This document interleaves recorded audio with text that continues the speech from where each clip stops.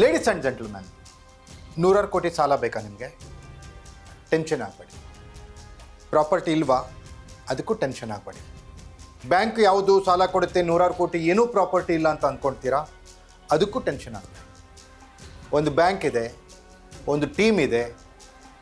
ಹಾಗೆ ಮಾಡಿದರೆ ನಿಮಗೆ 100 ಕೋಟಿ ಈಜಿಯಾಗಿ ಸಿಕ್ಬಿಡುತ್ತೆ. ಆಮೇಲೆ ಆ ಸಾಲ ತೀರ್ಸೋಕ್ಕೆ ಮತ್ತು ಅದೇ ಬ್ಯಾಂಕಲ್ಲಿ ಬೇಕಾದ್ರೆ ಸಾಲ ಬೇಕಾ, ಅದನ್ನು ಕೊಡ್ತಾರೆ.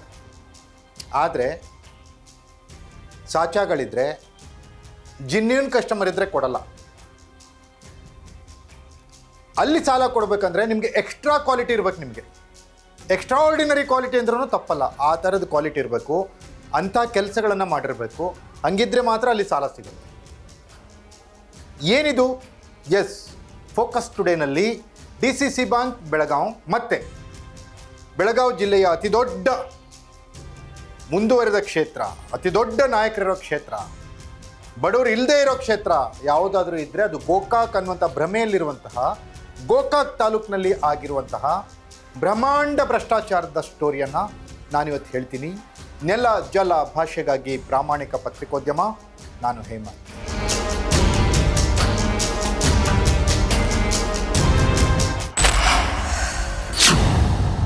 ಎಸ್ ವೀಕ್ಷಕರೇ, ಈ ಕೆರೆಯ ನೀರನ್ನು ಕೆರೆಗೆ ಚೆಲ್ಲಿ ಅನ್ನುವಂಥ ಗಾದೆ ಮಾತಿದೆಯಲ್ಲ, ನೆನಪಿರುತ್ತೆ.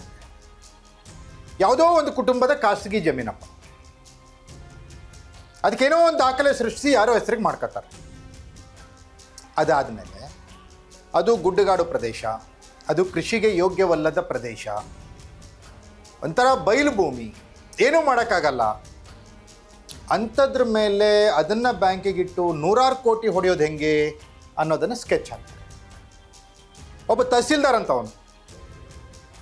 ಅವನು ಆ ತಹಸೀಲ್ದಾರ್ ಏಕವಚನದಲ್ಲಿ ಮಾತಾಡ್ತಿದ್ದೀನಿ. ಯಾಕೆಂದರೆ ತಹಸೀಲ್ದಾರ್ ಮಾಡಿದ್ದೇ ನಿಜ. ಆದರೆ ತಹಸೀಲ್ದಾರ್ ಅಗ್ರಿಕಲ್ಚರ್ ಲ್ಯಾಂಡನ್ನು ಇಂಡಸ್ಟ್ರಿಯಲ್ ಕನ್ವರ್ಷನ್ ಮಾಡ್ತಾನೆ.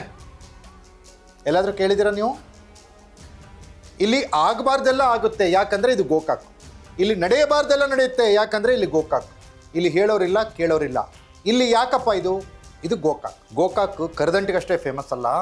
ಗೋಕಾಕ್ ಈ ರೀತಿ ಫ್ರಾಡ್ಗಳಿಗೆ, ಈ ರೀತಿ ಅನ್ಯಾಯಗಳಿಗೆ, ಈ ರೀತಿ ಅಕ್ರಮಗಳಿಗೆ, ಈ ರೀತಿ ಅನಾಚಾರಗಳಿಗೆ ಅದಕ್ಕೂ ಫೇಮಸ್ ಅನ್ನುವಂತೆ ಕುಖ್ಯಾತಿ ಗಳಿಸ್ಲಿಕ್ಕೆ ಹೋಗ್ತಾ ಇದೆ ಗೋಕಾಕ್.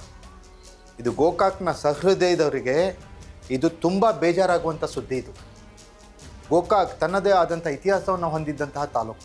ಇವತ್ತು ರಾಜಕೀಯ ಪುಡಾರಿಗಳು, ಸ್ವಾರ್ಥಿಗಳು, ಕಾನೂನಿಗೆ ಕಿಂಚಿತ್ತು ಬೆಲೆ ಕೊಡದೇ ಇರೋರು, ತಾನೇನು ಮಾಡಿದರೂ ನಡೆಯುತ್ತೆ ಅನ್ನುವಂತಹ ದುರುಳರು ಗೋಕಾಕಲ್ಲಿ ಇವತ್ತು ಏನು ಆಗಬಾರ್ದು ಅದನ್ನು ಮಾಡಲಿಕ್ಕೆ ಹೊರಟಿದ್ದಾರೆ. ಬರೋಬ್ಬರಿ 2,000 ಎಕರೆಗಿಂತ ಹೆಚ್ಚಿಗೆ ಎಕರೆ ಜಮೀನು ಇಲ್ಲಿ ಕಂಡವ್ರ ಪಾಲಾಯಿತು. ಅದರಲ್ಲಿನೇ ಒಂದು 200-300 ಎಕರೆ ಜಮೀನು ಅದನ್ನು ಇಂಡಸ್ಟ್ರಿಯಲ್ ಕನ್ವರ್ಷನ್ ಮಾಡಿಸಿದ್ರು. ಮಾಡಿದ್ಯಾರಪ್ಪ ಅಂದರೆ ತಹಸೀಲ್ದಾರ್. ನಿಮ್ಗೇನಾದರೂ ಗೊತ್ತಿದೆಯಾ ತಹಸೀಲ್ದಾರ್ ಏನೇ ಮಾಡಬಹುದು ಅಂತ? ಗೊತ್ತಿಲ್ಲ ತಾನೇ. ಇಲ್ಲಿ ಆಗುತ್ತೆ. ಆ್ಯಕ್ಚುಲಿ ಏನಪ್ಪ, ಯಾರು ಮಾಡಬೇಕು?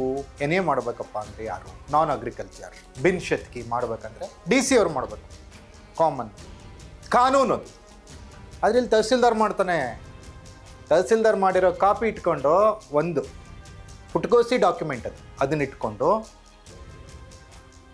ಬ್ಯಾಂಕಿಗೆ ಹೋಗಿ ಕೊಟ್ಟು ಶುಗರ್ ಫ್ಯಾಕ್ಟ್ರಿ ಹೆಸರಿನಲ್ಲಿ 100 ಕೋಟಿ ಸಾಲ ಹೊಡಿತಾರೆ.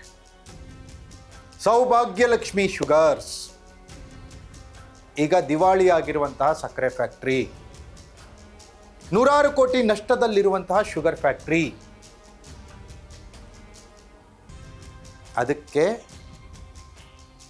ಫ್ಯಾಕ್ಟ್ರಿ ಕಟ್ಟಲಿಕ್ಕೆ ಲೋನು, ಆ ಲೋನಿಗೆ ಫ್ಲೆಡ್ಜ್ ಮಾಡಿರೋದು ಈ ಪುಟ್ಕೋಸಿ ಡಾಕ್ಯುಮೆಂಟ್. ಅಣ್ಣಾ ಸಾಹೇಬ್ ಜೊಲ್ಲೆ ಅವರು ಪ್ರೆಸ್ ಮೀಟಲ್ಲಿ ಏನೇನೋ ಮಾತಾಡ್ತಿರಲ್ಲ. ನಿಮಗೆ ಆ ಬದ್ಧತೆ ಇದ್ದರೆ, ಬ್ಯಾಂಕನ್ನು ಉಳಿಸ್ಬೇಕು ಅನ್ನೋ ಬದ್ಧತೆ ನಿಮಗಿದ್ರೆ ಇದರ ವಿರುದ್ಧ ತನಿಖೆ ನಡೆಸಿ ನೋಡೋಣ. ಅಥವಾ ನಾವು ತೋರಿಸ್ತಾ ಇರೋ ಡಾಕ್ಯುಮೆಂಟ್ಸ್ ಸರಿ ಇಲ್ಲ, ನಾವು ದಾಖಲೆಗಳನ್ನು ಸರಿಯಾಗಿ ತೋರಿಸ್ತಾ ಇಲ್ಲ, ನಾವು ಯಾವುದೋ ನಕಲಿ ದಾಖಲೆಗಳನ್ನ ಇಟ್ಕೊಂಡು ಸುದ್ದಿ ಮಾಡ್ತಿದ್ದೀವಿ, ಬ್ಯಾಂಕಿನ ಬಗ್ಗೆ ಅಪಪ್ರಚಾರ ಮಾಡ್ತಿದ್ದೀವಿ ಅಂದರೆ ನಮ್ಮ ಮೇಲೆ ಕಾನೂನು ಕ್ರಮ ಕೈಗೊಳ್ಳಿ ನೋಡೋಣ. ಹಾಗಾದರೆ ಏನಾದರೂ ಒಂದು ಕೇಸ್ ಹಾಕಿ ನಾವು ಉತ್ತರ ಕೊಡ್ತೀವಿ. ನಮ್ಗೆ ಬೇಕದು, ನಾವು ಕೋರ್ಟಿಗೆ ಕೊಡಬೇಕು ನಿಮ್ಮ ದಾಖಲೆಗಳನ್ನು. ಮಾಡ್ತೀರಾ ಅಣ್ಣಾ ಸಾಹೇಬ್ ಜೊಲ್ಲೆ ಅವರೇ? ಅಥವಾ ಬಾಲಚಂದ್ರ ಜಾರಕಿಹೊಳಿ ಅವರು ನಿಮ್ಮ ಪ್ಯಾನಲ್ ನಂಬಿ ಜನ ವೋಟ್ ಹಾಕ್ಬಿಟ್ಟಿದ್ದಾರೆ, ಹಾಗಾಗಿ ನಾನು ಬ್ಯಾಂಕಿಗೆ ಸಂಬಂಧ ಇಲ್ಲ ಅಂದ್ರೂ ನಾನು ಪ್ರೆಸ್ ಮೀಟ್ನಲ್ಲಿ ಭಾಗವಹಿಸೋನೇ ಅಂತೀರಲ್ಲ? ಮಾಡಿಸಿ, ತನಿಖೆ ಮಾಡಿಸಿ, ಇದನ್ನು ನೋಡೋಣ. ಏನೇ ಮಾಡಿಕೊಟ್ಟಿದ್ಯಾರು? ನಿಮಗೆ ಲೋನ್ ಸ್ಯಾಂಕ್ಷನ್ ಮಾಡಿದ್ಯಾರು? ಸೌಭಾಗ್ಯ ಲಕ್ಷ್ಮಿಗೆ, ನಿಮಗೆ ಅಂದರೆ ಸೌಭಾಗ್ಯ ಲಕ್ಷ್ಮಿ ಏನಾಗ್ಬಿಟ್ಟಿದೆ, ನಿಮ್ಮ ಪಾಲಿಗೀಗ ಸೌಭಾಗ್ಯವನ್ನು ತರದ ಲಕ್ಷ್ಮಿ ಆಗ್ಬಿಟ್ಟಿದ್ದಾರೆ. ಇನ್ನೂ ಒಂದು ದುರಂತ ಇದೆ. ಏನಪ್ಪ ಅಂದರೆ, ಸೌಭಾಗ್ಯ ಲಕ್ಷ್ಮಿ ಶುಗರ್ಸ್ ದಿವಾಳಿ ಆಯಿತು, ನಷ್ಟಕ್ಕೆ ತಳ್ಳಲ್ಪಡ್ತು, ಲಾಭ ಗಳಿಸಲೇ ಇಲ್ಲ. ಏನು ಮಾಡಬೇಕಪ್ಪ ಅಂತ ಚಿಂತೆಯಲ್ಲಿ ಮುಳುಗಿದಾಗ ಮತ್ತೊಂದು ಮಾಸ್ಟರ್ ಪ್ಲ್ಯಾನ್ ಹೊಳೆಯುತ್ತೆ. ಏನಂದರೆ, ಆ ಸೌಭಾಗ್ಯ ಲಕ್ಷ್ಮಿಯನ್ನು ಸೇಲ್ ಮಾಡಬೇಕು. ಯಾರಿಗೆ ಸೇಲ್ ಮಾಡೋದು? ಲಕ್ಷ್ಮೀ ನರಸಿಂಹ ಅಂತ ಮತ್ತೊಂದು ಕಂಪ್ನಿ. ಸೇಲ್ ಮಾಡೋರು ಕಂಪ್ನಿಯಲ್ಲಿ ಯಾರ್ಯಾರಿದ್ದಾರೆ, ತಗೊಳ್ಳೋ ಕಂಪ್ನಿನಲ್ಲಿ ಯಾರ್ಯಾರಿದ್ದಾರೆ? ದಾಖಲೆಗಳನ್ನು ನೋಡಿದರೆ ನಿಮ್ಗೆ ಹುಚ್ಚಿಡಿಯೋದೊಂದೇ ಬಾಕಿ. ಲಕ್ಷ್ಮೀ ನರಸಿಂಹಕ್ಕೆ ತಗೋತಾರೆ, ಸೌಭಾಗ್ಯ ಲಕ್ಷ್ಮಿಯನ್ನು ಸೇಲ್ ಮಾಡ್ತಾರೆ. NCLT ಕೇಸ್ ಆದಮೇಲೆ ಅದನ್ನ ಸೌಭಾಗ್ಯ ಲಕ್ಷ್ಮಿಯಿಂದ ಲಕ್ಷ್ಮೀ ನರಸಿಂಹ ಅಂತ ಮತ್ತೊಂದು ಕಂಪ್ನಿ ಮಾಡ್ತಾರೆ. ಆ ಕಂಪ್ನಿಗೆ ಈ ಕಂಪ್ನಿಯನ್ನು ತಗೋತಾರೆ, ಫ್ಯಾಕ್ಟ್ರಿಯನ್ನು. ಆಯಿತಾ? ಆವಾಗ ಮತ್ತಾರು ಸಾಲ ಕೊಟ್ಟಿದ್ದು? ಇದೇ DCC ಬ್ಯಾಂಕ್ ಬೆಳಗಾವಿ. ಬಾಗಲಕೋಟೆಗೆ ಅರ್ಜಿ ಹಾಕ್ತಾರೆ ಇವರು, 80 ಕೋಟಿ ಸಾಲ ಕೊಡಿ ನಮಗೆ, ಫ್ಯಾಕ್ಟ್ರಿ ಖರೀದಿ ಮಾಡ್ತೀವಂತ. ಬಾಗಲಕೋಟೆಯವರು ಆಗಲ್ಲಪ್ಪ, ನಡ್ರಿ ತಗೊಂಡು ನಡ್ರಿ ನಿಮ್ದೆಲ್ಲ ಅಂತಾರೆ. ಸಾಕು, ನೀವು ಬೆಳಗಾವಿ ಉದ್ಧಾರ ಮಾಡಿದ್ದು, ಮತ್ತು ಬಾಗಲಕೋಟೆ ಉದ್ಧಾರ ಮಾಡೋದು ಬೇಡ, ತಗೊಂಡು ನಡ್ರಿ ಅಂತಾರೆ. ಬೆಳಗಾವಿಯಲ್ಲಿ ಮತ್ತೆ 80 ಕೋಟಿ ಸಾಲ ಕೊಡ್ತಾರೆ. ಅದೇ ಹಾಳಾಗಿರೋ ಸಕ್ಕರೆ ಫ್ಯಾಕ್ಟ್ರಿ ಸೌಭಾಗ್ಯ ಲಕ್ಷ್ಮಿ. ಹೆಸರು ಬದಲಾಯಿಸಿ ಇಲ್ಲಿ ಲಕ್ಷ್ಮೀ ನರಸಿಂಹ ಆದಮೇಲೆ ಮತ್ತೆ 80 ಕೋಟಿ ಸಾಲ. ಅಬ್ಬಬ್ಬಬ್ಬಬ್ಬ. ಹೇಳೋರಿಲ್ಲ, ಕೇಳೋರಿಲ್ಲ. ಸಾರ್ವಜನಿಕರ ದುಡ್ಡು, ಯಾರ್ದೋ ದುಡ್ಡು, ಎಲ್ಲ ಮಂಜಾತ್ರೆ. ನಿಜವಾಗಿಯೂ ಈ ಎಲ್ಲ ಅಕ್ರಮಗಳಿಗೆ ಕೊನೆಯಾಗುತ್ತಾ? ಸರ್ಕಾರ ಏನಾದರೂ ಕ್ರಮ ಕೈಗೊಳ್ಳುತ್ತಾ? ಸಾಧ್ಯನೇ ಇಲ್ಲ ಬಿಡಿ, ಸರ್ಕಾರ ಕ್ರಮ ಕೈಗೊಳ್ಳಲ್ಲ. ಯಾಕಂದರೆ ಸರ್ಕಾರದಲ್ಲಿ ಇರೋರೇ ಅವರು ಹೆಂಗೆ ಕ್ರಮ ಕೈಗೊಳ್ತಾರೆ? ತನಿಖಾ ಸಂಸ್ಥೆಗಳು ಇದ್ರ ಬಗ್ಗೆ ಏನಾದರೂ ಬೆಳಕು ಚೆಲ್ತವ? ಇಡಿನಲ್ಲಿ ದೂರಾಗಿದೆ, ಕಾದು ನೋಡಬೇಕು. ಇದಾಗಿತ್ತು ಫೋಕಸ್ ಟುಡೇ. ನೆಲ ಜಲ ಭಾಷೆಗಾಗಿ ನೋಡ್ತಾ ಇರಿ ಫೋಕಸ್ ಟಿವಿ.